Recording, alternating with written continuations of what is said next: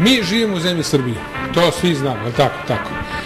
A naša deca koja ovde uče školu, na neki način su opterećena duplo u odnosu na onu drugu decu koja ne žive u Srbiji, recimo žive u Hrvatskoj, Sloveniji, a što ne u Makedoniji.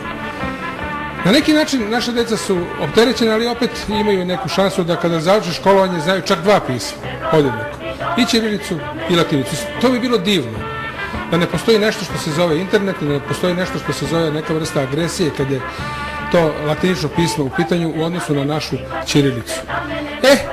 Tu se sad stvara jedan problem. A o tom problemu će nam više reći Vesna i Katarina. Pre svega Vesna, predstavite se. Ja sam Vesna Gajić, člana odbora za kulturu Pokreta socijalista Rakovica i jedan od osnivača udruženja Sveslovenske pismenosti i zaštite ćiriličnog pisma. Mi se danas nalazimo u klubu književnika na izložbi radova, dečijih radova, prvog i drugog konkursa Sveslovenske pismenosti i zaštite ćiriličnog pisma i radova Šaljem čestitku, neću SMS. Ćirilica je pripadala mojim precima, ćirilica pripada meni, ćirilica je u mom srcu, ćirilica će pripadati mojim potomcima.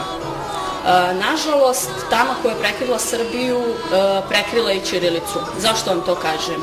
Ako krenete kroz jednu ulicu u Srbiji, vidjet ćete koliko je radnji ispisano ćiriličnim pismom.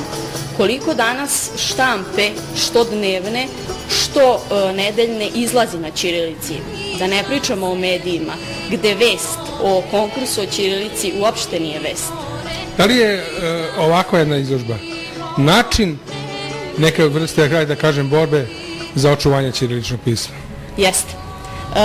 I nama su u ovoj izložbi pomogli učesnici. Pomrčna zahvatila naše rane. Ne čuje se jadna naša zemlja, kuda. A kad požar poduhvati na sve strane, kuda ćemo, Gospodo, od svetlosti i od suda?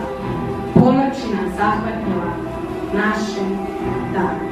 To su deca koja su svojim likovnim i pisanim radovima učestvovala.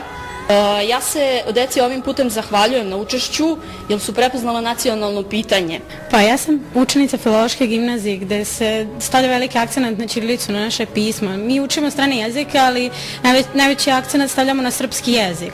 Jer to je nešto što je naš identitet. Kada to bude nestalo, nestaćemo i mi otići ćemo u zaborav sa tim. Mi se na neki način, mi kao Srbi se ponašamo kao ni dobri domaćini. Mi ćemo prilagoditi sve drugima.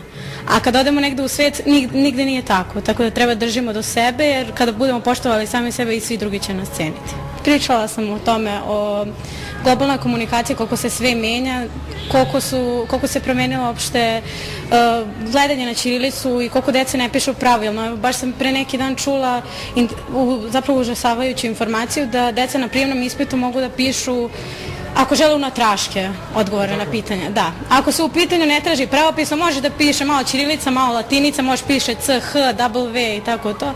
Tako da samim tim vidimo koliko, mesto da idemo napred, mi se vraćamo unazad, vraćamo se tamo na neki nivo pećinskog čoveka. Zašto je zaslužena Facebook generacija, ali Bože moj. Naša želja je da štafeta pismenosti zaživi u svim slovenskim zemljama koji pišu ćiriličnog pismom od Vladivostoka do Jadranskog mora.